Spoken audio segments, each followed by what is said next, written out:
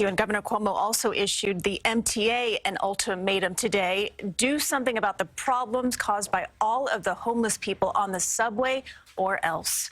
CBS 2 political reporter Marcia Kramer has this story.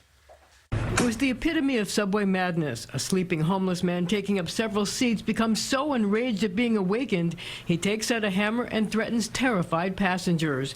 Now a furious Governor Cuomo is ordering the MTA to stop the insanity, fix the problem or else. I've never seen it this bad. They can do better, and they must do better. The governor ordered the MTA to add fixing the homeless to its massive reorganization plan and do it now. This is not going to be an issue of reinventing the wheel. We know how to bring people to appropriate facilities. The move coming as incidents involving the homeless have more than tripled in the last decade, rising from 254 in 2008 to 856 last year. But what has infuriated the governor and angered riders are the train delays. 659 last year, nearly 2 a day, 313 in the first 3 months of this year. If they need more police, if they need more social service providers, hire them. It's under the MTA's control. There's nobody else to blame. Look in the mirror. There are no excuses. And if it's not fixed this time, there will be a price to pay. Jobs on the line, scalps taken.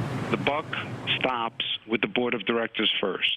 If they don't make progress, then they're going to be held accountable. After the board, it's the senior management. MTA Chairman Patrick Foy telling me he's already on it. The governor is right. The governor is spot on. We're not doing the homeless any favor by allowing them to sleep in the subways. Foy says officials have already met with the NYPD to come up with a plan. I know we can be more effective than the MTA has been in the past. The homeless fix will be part of the MTA reorganization plan, expected to be adopted by the end of the month.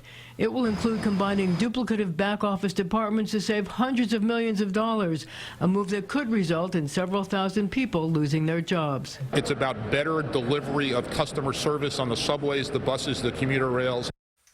Well, the Coalition for the Homeless taking issue with the governor, saying the way to fix the problem is with more housing and services. More police harassing vulnerable people to make them just move pushes them deeper into the shadows, according to a spokesperson. Christine? Okay, Marcia, thank you.